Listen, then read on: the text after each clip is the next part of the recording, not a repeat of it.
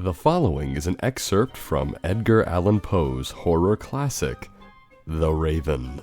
I'm sure Edgar Allan Poe himself needs no introduction, since classics like The Raven were released in January of 1845, Edgar Allan Poe has become a staple of the horror fiction genre.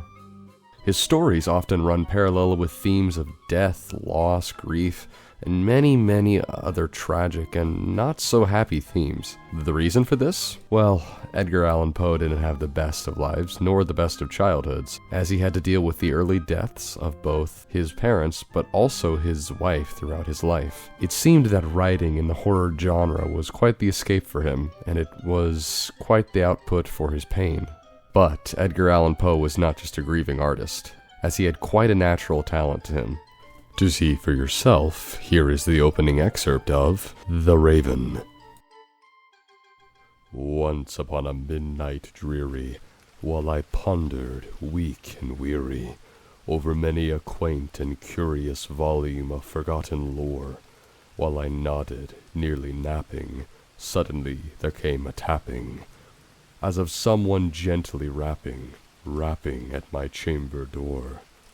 'Tis some visitor, I muttered, tapping at my chamber door, only this and nothing more. Ah, I distinctly remember it was in the black December, as each separate dying ember wrought its ghost upon the floor.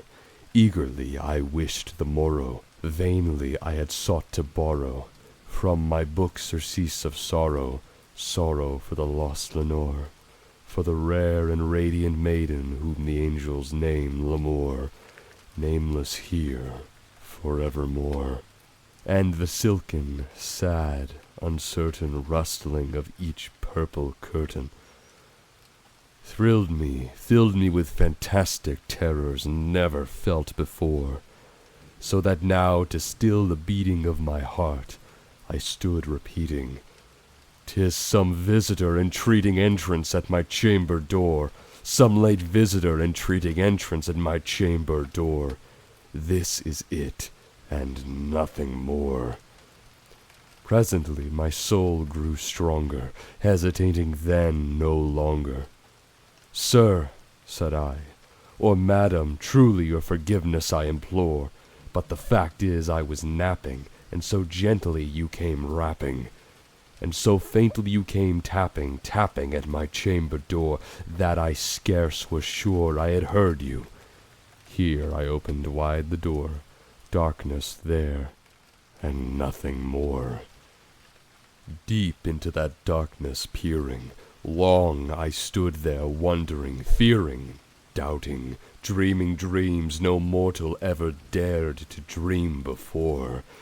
But the silence was unbroken, and the stillness gave no token, and the only word there spoken was the whispered word, "Lenore," and an echoed murmured back the word, "Lenore." Merely this, and nothing more.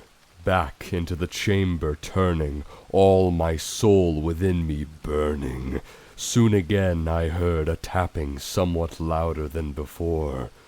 "Surely," said I, "surely that is something at my window lattice.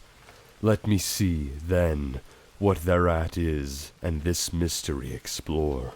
Let my heart be still a moment, and this mystery explore.